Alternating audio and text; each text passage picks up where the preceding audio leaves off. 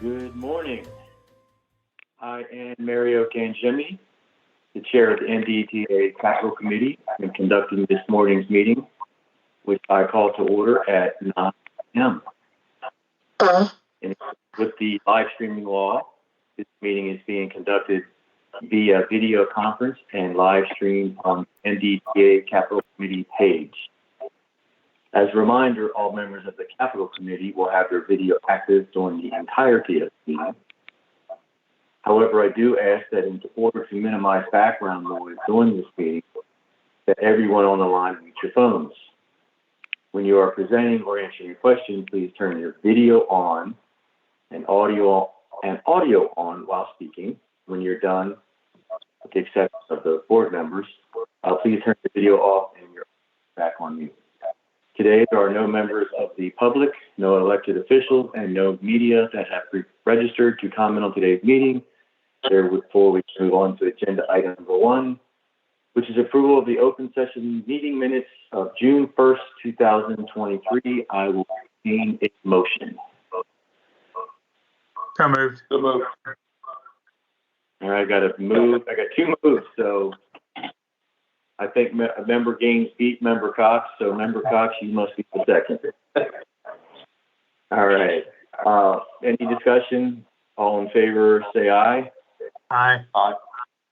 Aye. All right, that is all. So we can now move on.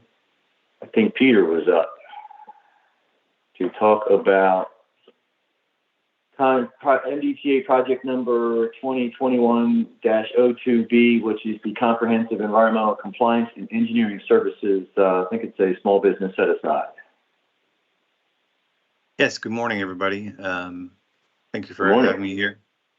So I'm going to go through MDTA 2021, Comprehensive Environmental Compliance and Engineering Services.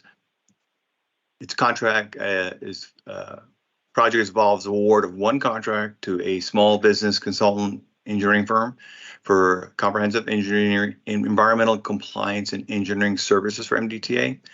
The consultant shall perform these services for facilities under MDTA's jurisdiction. The services include inspection and design of environmental features, as well as providing compliance management expertise for MDTA-owned facilities. The engineering contracts are necessary to comply with environmental requirements and maintain environmental assets. Services address multiple environmental programs to support, such as project permitting related to natural resources, stormwater. Natural resources program shall include but not limited to planning, design, monitoring, and remediation, assessment of natural resources mitigation sites, and landscaping management. Stormwater remedial program shall include but not limited to inventory, inspection, remediation, assessment of stormwater practices and drainage systems, design of small stormwater practices, drainage systems, erosion and sediment control practices.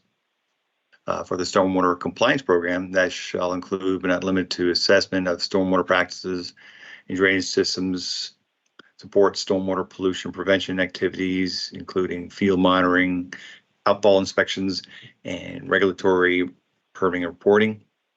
And also, this project is to support authority projects that may include but not limited to providing miscellaneous engineering design and or consultant services. Scope focuses on environmental compliance for projects and operations. This involves conducting environmental inventory, compliance inspections, assessments, regulatory permitting support, guidance on regulations, GIS development, and report preparation. This contract is being procured under the competitive sealed proposal request proposals and method with graded technical and cost proposals. This method is most favorable as it allows the proposal committee to review credentials and qualifications of environmental staff and managers to ensure the understanding of the authority's environmental programs and to allow for prospective consultant teams to display their knowledge and capabilities. The engineer's estimate of $2 million is based on past environmental contracts. This was advertised on July 26th of 2022. 4 technical proposals received from the following firms: Chesapeake Environmental, Strawn Environmental, Suyash, and Wilson T. Ballard.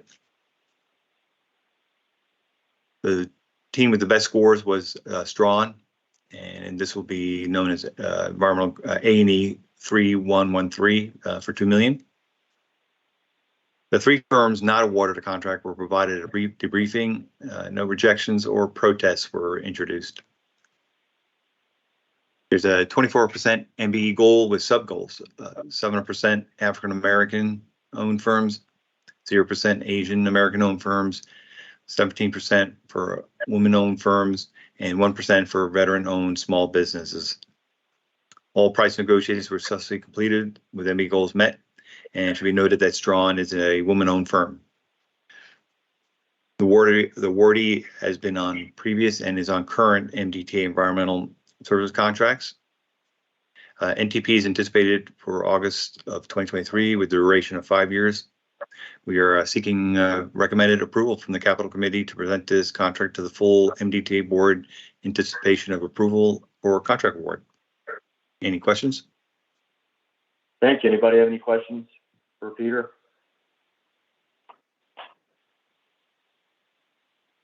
Great. I'm hearing none. Make a motion, we approve. All right, a motion for approval. Member Cox, second. Any further discussion? All in favor, say aye. Aye. Aye. Aye. So that's all three of us. So there you go, Peter. You got your wish. Thank you. Great. Thank you. I appreciate that. All right, man. John's going to talk to us about leasing some land to the Canton Railroad.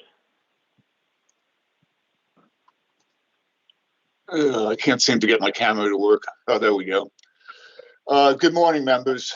Today, MDTA Real Estate Services comes to you to seek the approval of leasing a small portion of land to the Canton Railroad.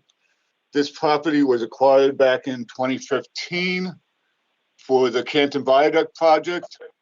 It is known as the former Jim's Diner site located at 4806 Holabird Avenue. It was recently appraised and a 5-year lease term was determined to have the consideration of $29,300 for the 5 years.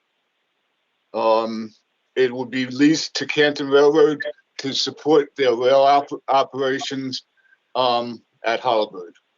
Does anybody have any questions? Besides my head. Anybody have a question for John? I have a question. Yes, Don't we- please.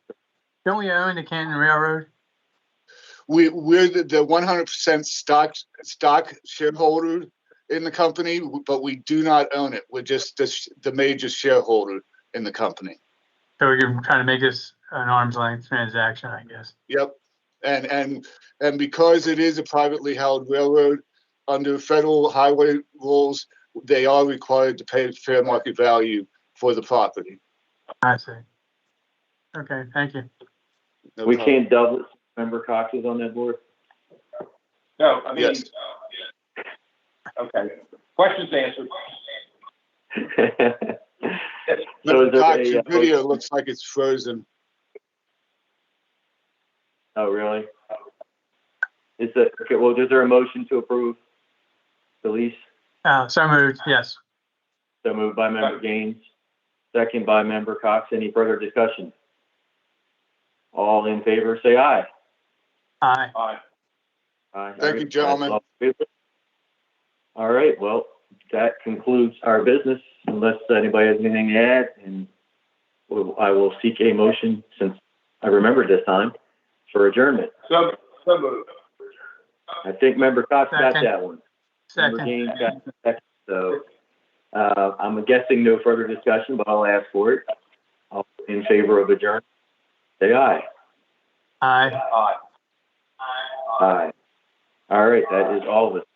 Fantastic. Everybody have a great rest of the week and weekend, and be safe out there and as cool as you can possibly be. Look, it's Will. Good to see you. Good to see you guys. All right. Good to see you. Thanks, everyone.